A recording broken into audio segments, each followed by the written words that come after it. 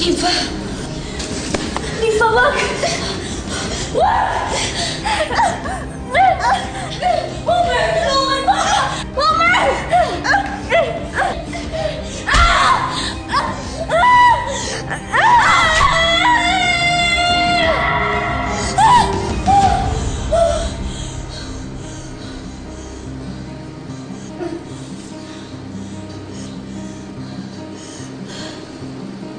Kahit sa panaginip, useless ka!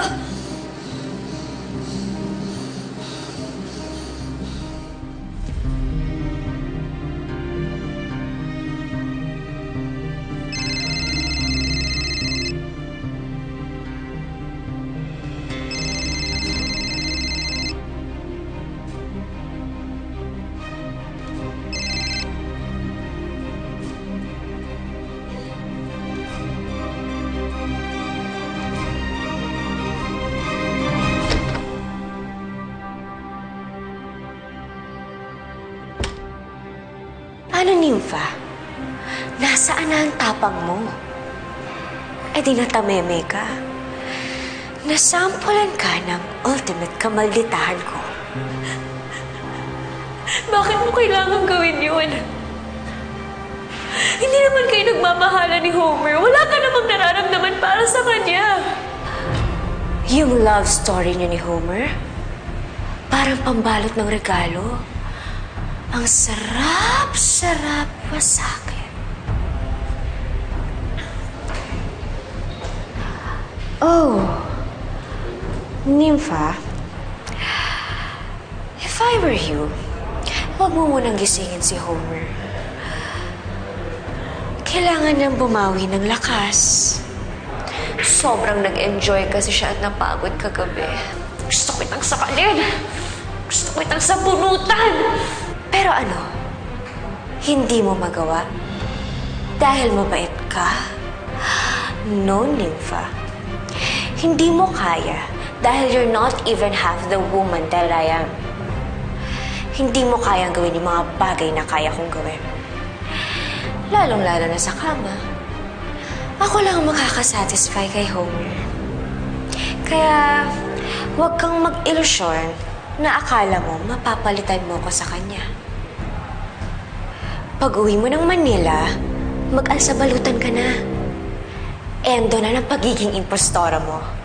It's time for my grand comeback.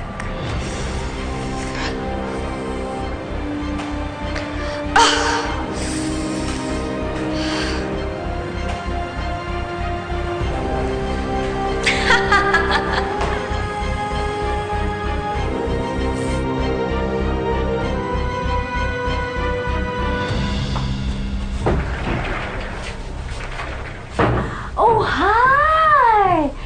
You made it! Good for you. Good for you. Nangya ka, friend. Diyos ko. Namamuntik na ako mamatay dahil sa ginaw at pulmonya dun sa gitna ng dagat. Ako, di lang dahil dun sa kaibigan ni Nympha, yung baklang bato-bato. Oh, yun. Baklitang yun. Kasama niya yung mga staff ng hotel. Buti na lang talaga, Diyos ko. Hindi lang malamang. Diyos ko, pinagpipiestahan na ako ng mga pating ngayon. Ay, di maganda. Walang gastos. Hindi na kita kailangan ipa-cremate. Grabe naman to. Sakit naman nun. But anyway, thank you for your sacrifice. If not for you, hindi ako makaganti kay Nympha ng bonggang-bongga. Success? Well, walang nangyari sa amin ni Homer. But, that's not what Nympha thinks. Nag-succeed ako na ma-heartbroken siya. Kaya kahit lamang yung score niya in the early rounds, I still delivered the knockout punch. Very good.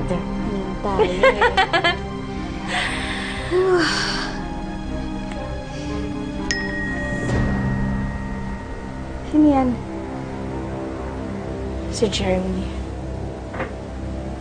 Uuwi na siya ng Pilipinas.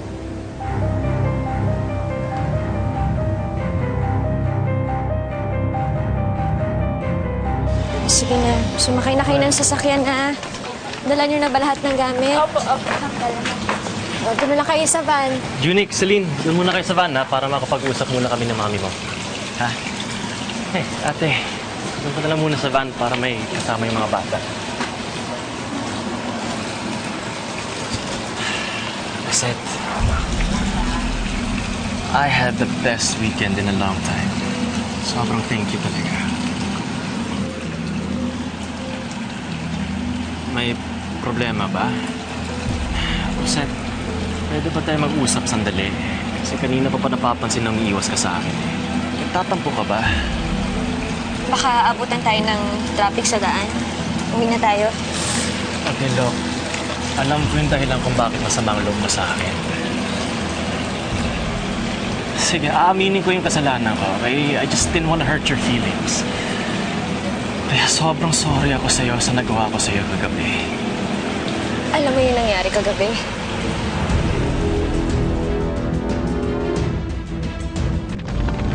Wag ka nang maghuwari. Alam mo na. Oo, alam ko. At sobrang nahihiya ako sa nagawa ko sa'yo, okay? Believe me, I wanted the night to be perfect. Hindi ko sinasadyang tulugan ka. Nalasing na ako sobra.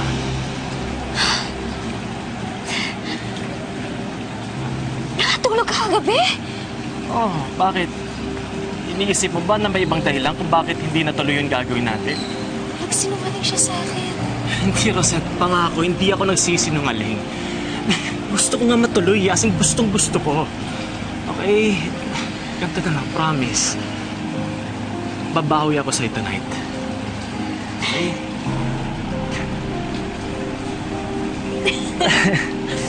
So, hindi ka nagalit sa akin? Wala! Wala akong rason para magalit sa'yo. Wala!